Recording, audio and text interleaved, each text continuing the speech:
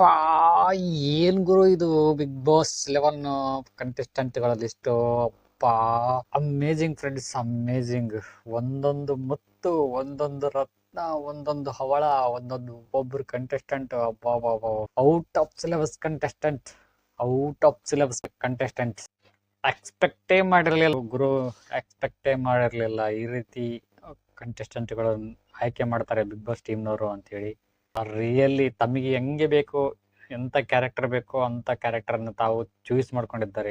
ಬಡದಾಡಕ್ಕೆ ಎಲ್ಲ A to Z ready ಇರ್ತಕ್ಕಂಥ ಕಂಟೆಸ್ಟ್ಗಳು ತಾವನ್ನ ಆಯ್ಕೆ ಮಾಡ್ಕೊಂಡಿದ್ದಾರೆ. ಇನ್ನು ಶುರುವೇ ಹಿಂಗೆ, ಟ್ರೈಲರೇ ಹಿಂಗೆ, ಇನ್ನು ಫಿಲ್ಮ್ ಹೆಂಗೋ ಏನೋ ನಾಳೆನೇ ಎಂತೆಂಥವ್ರು ಬರ್ತಾರೋ ಏನೋ ಗೊತ್ತಿಲ್ಲ. ಬಟ್ ಬಂದಿರ್ತಕ್ಕಂಥ 4 ಜನ ಕಂಟೆಸ್ಟೆಂಟ್ಗಳು ಅದ್ಭುತ. ಒಬ್ಬೊಬ್ರು ಹಿಸ್ಟ್ರಿ ತೆಗೆದು ನೋಡಿದ್ರಂತೂ ಸೂಪರ್ ಆಗಿರ್ತಕ್ಕಂಥ ಒಂದು ಹಿಸ್ಟ್ರಿ ಹೊಂದಿರ್ತಕ್ಕಂಥ ಪ್ರತಿಭೆಗಳು ಈ ಒಂದು ಬಿಗ್ ಬಾಸ್ ಅಲ್ಲಿ ಬಂದಿರ್ತಾರೆ.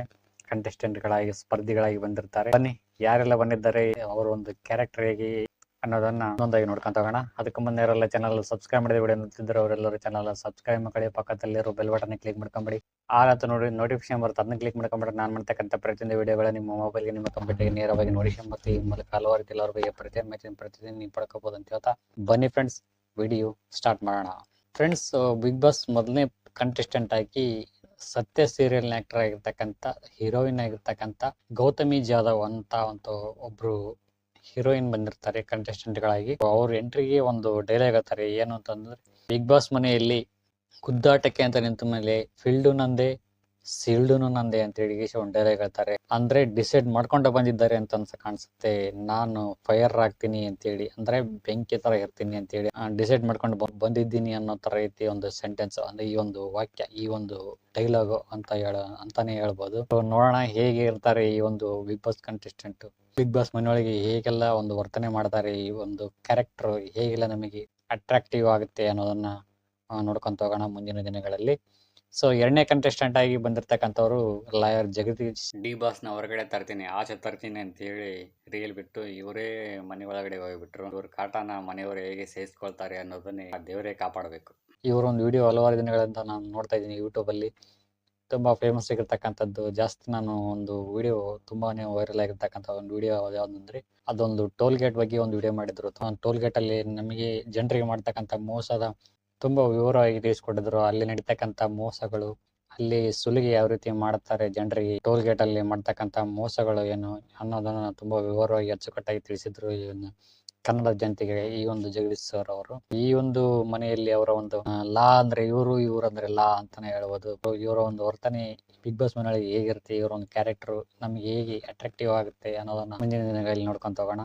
ಇವ್ರಿಗೆ ಖಡಕ್ ಆಗಿ ಉತ್ತರ ಕೊಡತಕ್ಕಂತ ಒಂದೊಂದು ಕ್ಯಾರೆಕ್ಟರ್ ರೆಡಿ ಇದೆ. ಆ ಒಂದು ಕ್ಯಾರೆಕ್ಟರ್ 3ನೇ ಕಂಟೆಸ್ಟೆಂಟ್ ಆಗಿ ಬರ್ತಕ್ಕಂಥವ್ರು ಚೈತ್ರ ಕುಂದಾಪುರ್ ಅಂತಕ್ಕಂಥ ಒಂದು ಕಂಟೆಸ್ಟೆಂಟ್. ಹಿಂದುತ್ವವನ್ನು ಸಾರ್ತಕ್ಕಂಥ ಒಂದು ಫೈರ್, ಬೆಂಕಿಯ ಪಟಾಕಿ ಹುಡುಗಿ ಅಂತಾನೆ ಹೇಳ್ಬೋದು ಈ ಒಂದು ಕ್ಯಾರೆಕ್ಟರ್ನ.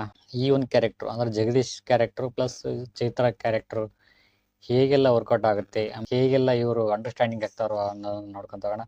ಸೀಸನ್ 11 ತುಂಬಾ ಕಾಂಟ್ರವರ್ಸಿ ಆಗೋ ಮೂಮೆಂಟ್ ಜಾಸ್ತಿ ಇದೆ, ಯಾಕಂದ್ರೆ ಅಂತಂತ ಒಂದು ಕ್ಯಾರೆಕ್ಟರ್ಗಳು ಈ ಒಂದು ಸೀಸನ್ ಅಲ್ಲಿ ಲಭ್ಯ ಇದ್ದಾವೆ. ಸೊ ನೋಡೋಣ ಹೇಗೆಲ್ಲ, ಅಂದ್ರೆ ಈಗಿದ್ದರು ಈಗಿರ್ತಾರ ಅಂತ ಹೇಳಕ್ಕಾಗಲ್ಲ, ಚೇಂಜ್ ಆಗ್ಬೋದು. ಕೆಲವೊಂದು ಸನ್ನಿವೇಶಗಳು, ಕೆಲವೊಂದು ಭಾವನೆಗಳು ಪರಿವರ್ತನೆ ಆಗೋ ಮೂಮೆಂಟ್ ಜಾಸ್ತಿ ಇರ್ತೈತಿ. ಆ ಒಂದು ಮನೆಯಲ್ಲಿ ಪರಿವರ್ತನೆ ಆಗ್ತಾರೋ, ಯಾವ ರೀತಿ ನಮಗೆ ನೋಡುಗರಿಗೆ ಸ್ಪಂದಿಸ್ತಾರೆ ಅನ್ನೋದನ್ನ ನೋಡ್ಕೊಂತ ಹೋಗೋಣ. 4ನೇ ಕಂಟೆಸ್ಟೆಂಟ್ ಆಗಿ ಬರ್ತಕ್ಕಂಥವ್ರು ವರ್ತೂರ್ ಸಂತೋಷ್, ಪಾರ್ಟ್ ನಂಬರ್ 2.0 ಅಂತಾನೆ ಹೇಳ್ಬೋದು. ಇವ್ರ ಬಗ್ಗೆ ಜಾಸ್ತಿ ಗೊತ್ತೇ ಇಲ್ಲ. ಅರ್ಜುನ ಕೃಷ್ಣನಿಗೆ ಹೇಳ್ತಾನೆ, ಒಂದು ಸಂದೇಶ ಬರೆದು ಕೊಡು ಅಂತೇಳಿ ಹೇಳ್ತಾನೆ. ಏನ್ ಬರಿಬೇಕು ಅಂತ ಅನ್ನೋದಾದ್ರೆ, ನಾವು ದುಃಖದಲ್ಲಿದ್ದಾಗ ಖುಷಿಯಾಗಿರ್ಬೇಕು, ಖುಷಿಯಲ್ಲಿದ್ದಾಗ ದುಃಖ ಆಗಬೇಕು, ಈ ರೀತಿಯಾಗಿರ್ತಕ್ಕಂಥ ಒಂದು ಲೈನ್ ಒಂದು ಸಂದೇಶನ ಬರೆದು ಕೊಡು ಅಂತ ಹೇಳ್ತಾನೆ. ಆಗ ಕೃಷ್ಣ ಬರೆದು ಕೊಡ್ತಾನೆ, ಏನಂತಂದ್ರೆ, ಸಮಯ ಸರಿದೋಗುತ್ತದೆ ಅಂತೇಳಿ ಬರೆದು ಕೊಡ್ತಾನೆ. ನಾನು ಹೇಳಿದ್ದಲ್ಲ ಸ್ವಾಮಿ, ಇದು ಗೋಲ್ಡ್ ಸುರೇಶ್ ಅಂತ ಹೇಳಿ ಇರ್ತಕ್ಕಂಥ ಬಿಗ್ ಬಾಸ್ 4ನೇ ಕಂಟೆಸ್ಟೆಂಟ್ ಆಗಿ ಆಯ್ಕೆಯಾಗಿ ಮನೆ ಒಳಗೆ ಹೋಗಿರ್ತಕ್ಕಂಥ ಗೋಲ್ಡ್ ಸುರೇಶ್ ಅಂತಕ್ಕಂಥ ಒಬ್ಬ ವ್ಯಕ್ತಿ ಈ ಒಂದು ಸಂದೇಶವನ್ನ ಹೇಳಿರ್ತಾರೆ. 2024 ಯುವರತ್ನ ಅವಾರ್ಡ್ ಅನ್ನು ಪಡೆದುಕೊಂಡಿರ್ತಕ್ಕಂಥ, ಮೈ ತುಂಬಾ ಒಡವೆ, ಬಂಗಾರ ಎಲ್ಲ ಗೋಲ್ಡ್ ಅನ್ನು ಹಾಕೊಂಡ್ ಬಂದಿದ್ದಾರೆ. ಈ ಒಂದು ಕ್ಯಾರೆಕ್ಟರ್ ನಮಗೆ ಹೇಗೆ ಸ್ಪಂದಿಸುತ್ತೆ ನಮ್ಮ ಒಂದು ವ್ಯೂವರ್ಸ್ಗೆ ಅನ್ನೋದನ್ನ ಮುಂದಿನ ದಿನಗಳಲ್ಲಿ ನೋಡ್ಕೊಂತ ಹೋಗೋಣ. ಸೊ ಗೈಸ್, ಇದಾಗಿತ್ತು ವಿಡಿಯೋ ಇಷ್ಟ ಆಯ್ತು ಲೈಕ್ ಮಾಡಿ, ಕಾಮೆಂಟ್ ಮಾಡಿ, ಶೇರ್ ಮಾಡಿ ಅಂತ ಹೇಳ್ತಾ, ಥ್ಯಾಂಕ್ ಯು. ಬಾಯ್.